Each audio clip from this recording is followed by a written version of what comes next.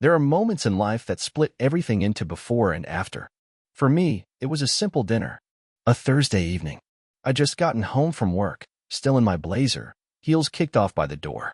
The smell of roasted chicken drifted through the air, candles flickered gently on the table, and my husband, Nathan, was setting out the wine glasses like he always did. Casual, loving, familiar. We'd been married for almost 6 years. No kids yet, but we were planning. The house was ours. The life was ours. From the outside, we looked like the kind of couple people envied, stable, successful, kind to each other even in arguments. But that night, everything cracked open. He poured me a glass of wine, sat down across from me, and smiled. Not the usual smile, the one that crinkled the corners of his eyes. No, this one was tight. Nervous. "I need to tell you something," he said. I remember laughing lightly. "What? Did you buy another drone?" He didn't laugh. That's when my stomach turned. A subtle tightening. A shift in the air. I waited. He looked down, took a deep breath, and then said it. "I've been seeing someone else. For a while now. And she's pregnant." Silence. Just silence. Like the world had hit mute.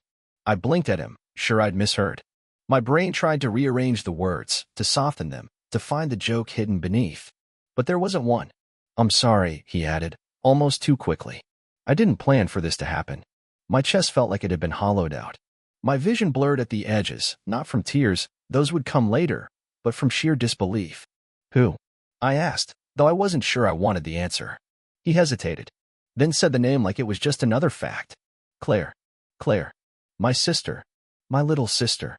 The same one who'd stayed over last month when her apartment flooded. The one who cried on my shoulder after every breakup. The one I defended, supported, practically raised after our mom passed away. Claire." I stood up slowly, afraid I might throw up. I couldn't even look at him. "How long?" I whispered. He rubbed the back of his neck. "About a year." "A year. 12 months. 52 weeks." While we were trying for a baby, he was building one with her. I wanted to scream, to smash the wine glass, to demand why. But I couldn't make a sound. Because this wasn't just betrayal, it was layered. It was my husband and my sister. It was my home, my body, my future, all handed to someone else while I sat across the table, smiling like a fool. He reached out then. Actually reached out. I didn't want it to come out like this. But it's happening. I'm going to be a father. And Claire and I, we want to make it work. That's when I realized this wasn't a confession. It was a declaration. He hadn't told me because he regretted it. He told me because he was moving on. And I was the one left standing in the rubble. I didn't sleep that night. I didn't cry, either, not yet. My body felt too numb for that. I just lay there on the living room couch, staring at the ceiling, trying to make sense of a reality that had twisted itself into something I didn't recognize. Nathan had gone to stay somewhere else that night, which I later realized meant Claire's. The next morning, I drove to my parents' house. I didn't plan it. I just needed something. Sanity. Warmth. Logic. Anything to make the world stop spinning. My mother opened the door with a smile, like it was just another Sunday morning. But when she saw my face, her smile fell. "What happened?" she asked, concern flickering across her features. I walked inside, dropped my bag by the door, and sat at the kitchen table like I had 1,000 times before. Only now, everything felt warped. Smaller. Wrong. "He cheated on me," I said finally, my voice barely a whisper. "Nathan." She sat across from me slowly. "Oh my God. With who?" I looked her dead in the eye. "Claire." And just like that, silence. Her mouth opened, then closed. I waited for horror, shock, rage, the maternal fury that I so desperately needed in that moment. Instead, she looked away, like she already knew, like she was bracing. "When did you find out?" she asked quietly. That's when I felt the real betrayal settle in. "You knew." It wasn't a question. She didn't answer. "You knew, Mom, didn't you?" She exhaled, deeply. I didn't know for sure, not at first. But I saw how close they were getting. I told Claire it was wrong, but she said she loved him. I stared at her, stunned. She loved him? He was my husband. She was scared, my mom said, as if that made anything better. She didn't know how to tell you. And when she found out she was pregnant. "Oh my God," I whispered. "You're justifying it." "I'm not," she started. But I cut her off. "You're justifying it, Mom. You're siding with her. With them." She reached out for my hand, but I pulled away like she was poison. "You have to understand," she said gently. Claire's been lost for so long. She's finally found something that makes her feel stable. And Nathan, well, he's a good man. Maybe this was meant to be. That sentence broke me. Meant to be. As if my pain was just a stepping stone in someone else's fairy tale. I stood up, my whole body trembling with rage. You stood there and watched her destroy my marriage. You watched him walk away from me. And you said nothing. You let this happen. I didn't let anything. But I was already at the door. Later that evening, Claire called me. Of course she did. I shouldn't have answered. I should have thrown my phone in a lake. But I picked up. Hey, she said softly. Silence. I just wanted to talk. Please don't hang up. We're silence. I didn't mean for it to happen like this, she continued. It just happened. Nathan and I didn't plan it, I swear. It started with talking. He was lonely. You were working so much. He felt. Don't, I snapped. The rage came rushing back, thick and hot. Don't you dare make this about me. You stayed in our house. You smiled in my face. You called me your sister while you slept with my husband.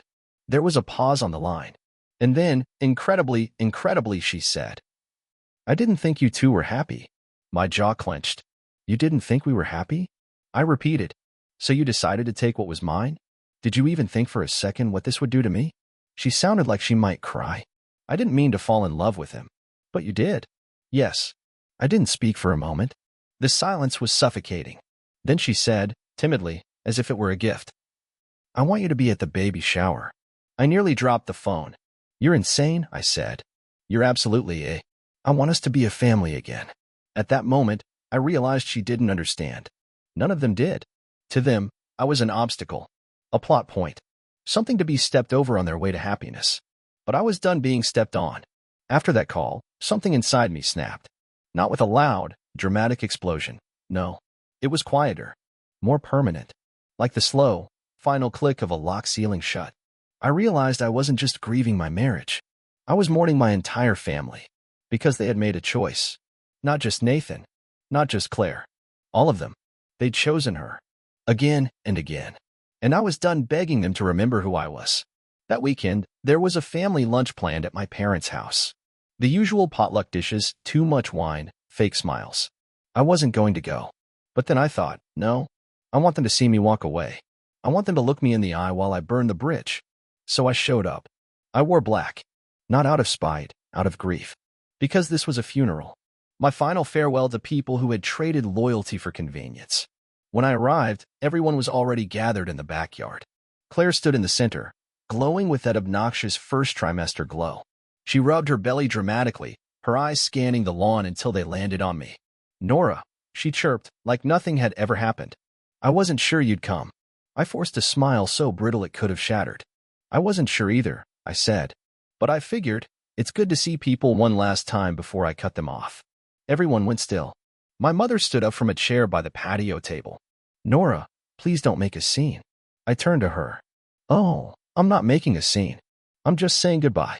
Nathan looked up from his drink, startled to see me at all. Claire tried to grab my hand. Nora, can we talk privately? I pulled away. I don't owe you privacy. I don't owe you anything. My dad cleared his throat, trying to diffuse the tension. Sweetheart, look, what happened.